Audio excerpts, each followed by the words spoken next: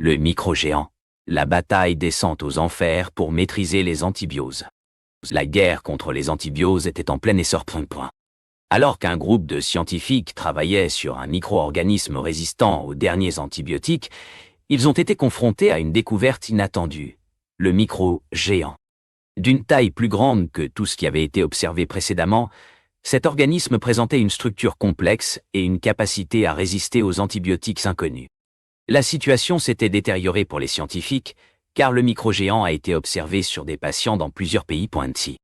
La découverte du microgéant a créé une tension extrême entre les trois principaux scientifiques travaillant sur la lutte contre les antibioses.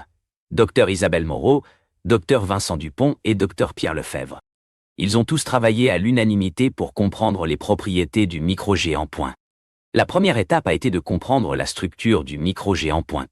Isabelle Moreau, spécialiste en biochimie, a concentré ses recherches sur la composition des cellules du micro-organisme.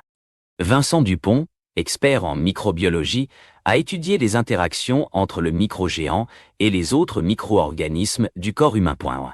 Pierre Lefebvre, un spécialiste en bioinformatique, a tenté de comprendre la façon dont le génome du microgéant fonctionne.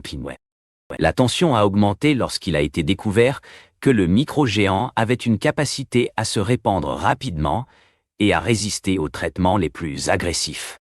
Les scientifiques ont eu recours à des simulations informatiques pour comprendre la faible probabilité de lutter efficacement contre le micro-organisme. Le moment de vérité est arrivé lorsque le microgéant a été observé sur un patient dans lequel les antibiotiques n'ont pas fonctionné. La situation s'était détériorée pour les scientifiques qui avaient fait échouer leur combat contre le microgéant. Il était apparu que la lutte contre les antibioses avait atteint son paroxysme et que des choix risqués devaient être pris. Vincent Dupont, ayant observé une anomalie dans la structure du microgéant, a proposé un plan pour tenter de détruire l'organisme à partir de l'intérieur. Isabelle Moreau et Pierre Lefebvre ont critiqué le plan mais ont finalement accepté de collaborer en espérant sauver les vies des patients. La collaboration entre les trois scientifiques a abouti à un succès partiel. Ils ont réussi à détruire une partie du microgéant et à lutter contre sa progression. Le microgéant est toujours présent, mais il ne semble pas avoir le contrôle total sur le corps humain. La lutte contre les antibioses continue encore aujourd'hui, et la découverte du microgéant a révélé que nous devons être plus vigilants dans notre combat contre les antibiotiques.